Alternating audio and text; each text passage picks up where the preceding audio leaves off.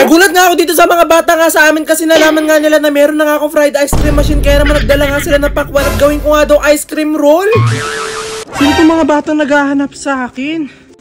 Hala, hello, ba't kayo nandito? Papagawa po sana kami ng ice cream roll kasi po nalaman po namin na meron kayong machine. Nalaman nyo na meron akong machine? Saan nyo narinig? Sa labas? Hindi po kasi po nakita po namin kasi na bumili ako. Nung bumili ako nakita nyo. Ano yung dala nyo? Pakwan po. Pakwan. Ito yung gagawin kong ice cream roll? Opo. Sige, dali nyo dito. Tara. Lapag nyo dito sa lamesa. Amazing! Ayan, ito daw yung gagawin ko daw ice cream roll sa ice cream roll machine ko. Oh my God, oo nga no. Saan nyo naman ito binili? Sa palengke? Opo.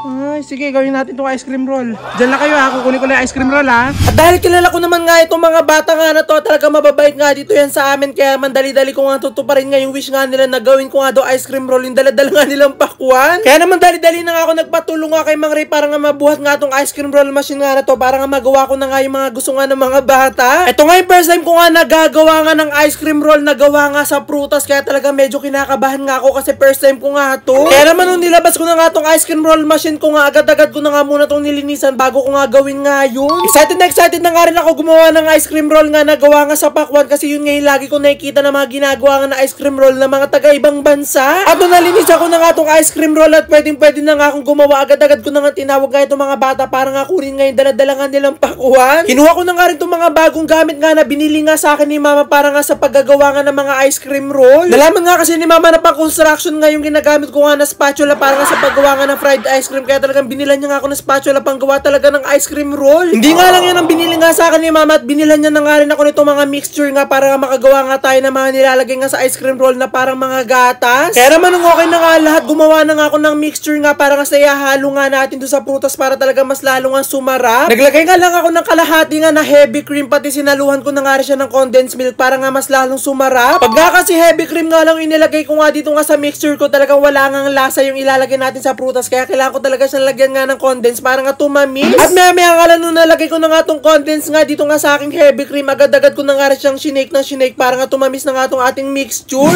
Ready na ba kayo?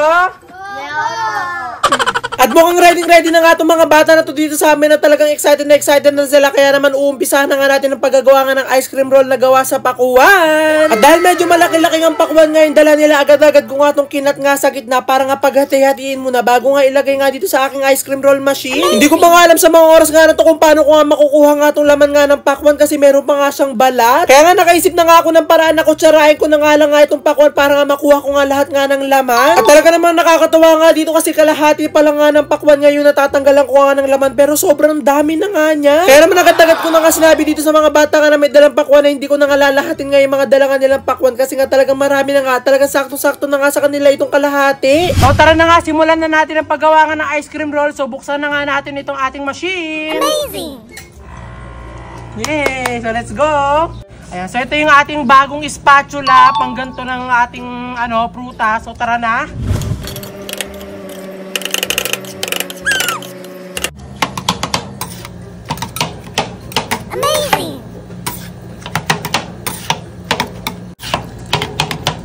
Lumalamig na agad.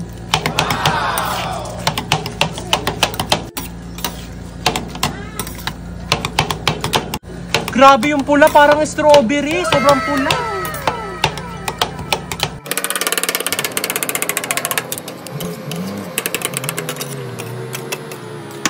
At habang ginagawa ko nga itong fried ice cream nga nitong mga bata, talagang tuwan-tuwa nga sila. Talagang excited na nga sila matikman to kasi mukha nga daw talagang masarap. Kaya naman nung nadurog ko na nga itong pinakapakwan nga, agad-agad ko na nga siya nilagyan nga itong pinaka-mixture nga na panggawa nga ng fried ice cream para nga mas lalong sumarap. Alam nyo, kahit nga nahihirapan na ako at talaga sobrang sumasakit na nga yung likod ko, kakayuko nga talagang sobrang ako nag-i-enjoy nga sa paggawa nga nitong fried ice cream. Akala ko nga lang dati talaga sobrang dali nga lang gumawa nga nito pero talaga medyo mahirap nga rin siya ng konti. At ito na nga nung nalagyan ko na nga siya nung ginawa nga ating mixture, talaga mas lalo nga ako natakam nga sa kanya kasi tignan nyo, nagmumukha na nga siyang strawberry. Kapag nga napapansin ko nga na kulang pa nga siya ng gatas, talagang dinadagdagan ko pa nga para talaga mas lalo nga sumarap at tumamis. Baka kasi pag di ko nga to tinamisan, talagang hindi nga to magustuhan ng mga bata. Yung mga bata pa naman talaga mahihilig sa mga matatamis na pagkain. At nung napansin ko nga na okay na nga lahat nga na nilagay ko at nadurog ko na nga rin siya ng maayos, ito na nga hudyat para nga ilatag na natin siya.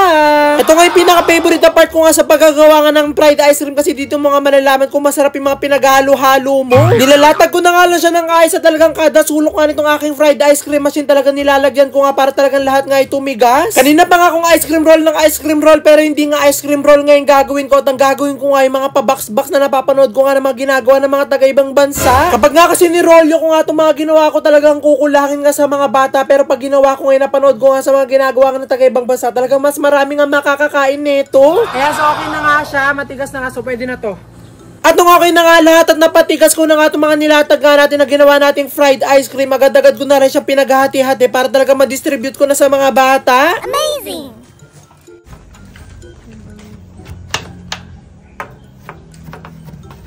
Wow!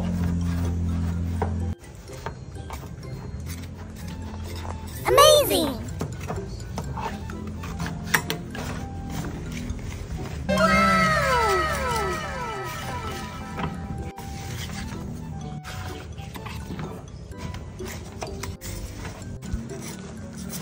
Amazing! At yan nga ang ibig sabihin ko nga na ginawa ko nga pa-box-box nga itong ating mga fried ice cream at hindi ko nga sila nirolyo kasi pag ganito nga yung ginawa mo talaga mas marami ka nga mabibigyan. Kaya naman nung nagawa ko na nga yun, binilang ko na nga yung mga bata para makakuha na nga ako nitong cups at ma-distribute ko na nga sa kanila. Di nga lang yung bilang ko nga sa mga bata nga na nandito pero sinobrahan ko na nga siya kasi meron nga rin mga matatanda nga rin na nanonood dito. At kung makikita nyo nga dito sa video talagang sobrang lalaki nga na mga ginawa ko nga dito na fried ice cream at talagang makakapal nga rin siya. Mukhang hindi nga ito kukulangin nga sa mga tao nga dito talagang sobra pa nga to sa sobrang dami nga nagawa nga ng machine ko nga na to. At habang nilalagyan ko nga itong mga cup nga na to, itong mga ginawa ko nga na fried ice cream talagang kanina pa nga akong takam na takam dito at gusto ko na nga siyang tikman. Pero hindi ko nga siya tinitikman kasi kinakabahan nga ako baka nga kulangin sa mga bata. Ako pa naman pag nakatikim gusto ko nga dire-diretso, ayoko nga yung binibitin. Kaya nga sinabi ko na nga lang na kapag meron nga natira nga dito sa ginawa ko nga na fried ice cream, yun na nga lang yung kakainin ko kasi baka nga kulangin pa sa mga bata.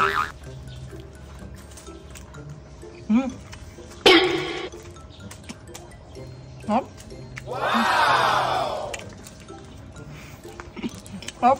At syempre, bago nga ipakain sa mga bata, talagang tinikman ko nga muna siya at talagang hindi nga ako nagsisisi na ginawa ko nga to kasi talagang sobrang sarap niya at sobrang creamy. Hindi man siya sobrang tamis nga na talagang ine-expect ko nga na matamis pero perfect na perfect nga yung tamis niya at tamang-tama lang sa mga bata. At parang mas lalo nga bumongga at mas lalo nga sumarap na itong fried ice cream nga ng mga bata na gawa nga sa pakwan. Nilagyan ko nga to ng chocolate syrup para mas lalong sumarap. Tara, bigay na natin ito sa mga bata. Pila na kayo! At nung naayos ko na nga, na-prepare ko na nga agad-agad ko na nga rin pinagbibigay nga sa mga bata kasi alam ko nga na kanina pa nga silang excited nga na kainin nga to. Dahil sobra-sobra nga ito, kaya naman binigay ko na nga rin dito nga sa mga matatanda nga na nandito nga sa amin. At nung pinatikim ko na nga sa mga bata nga itong pakwan nga na dala-dala nila na ginawa ko ng fried ice cream, talagang hindi nga ako nagkamali kasi talagang nagustuhan nga nila. Matapos nga nila makuha nga yung gusto nga nila sa akin, agad-agad na nga rin silang umalis nga para nga pumunta nga sa mga kalaro nila. At sinabi ko nga sa inyo, yung matitira nga ay akin, kaya man in-enjoy ko na nga lang itong mga natira ko nga na fried ice cream. Amazing!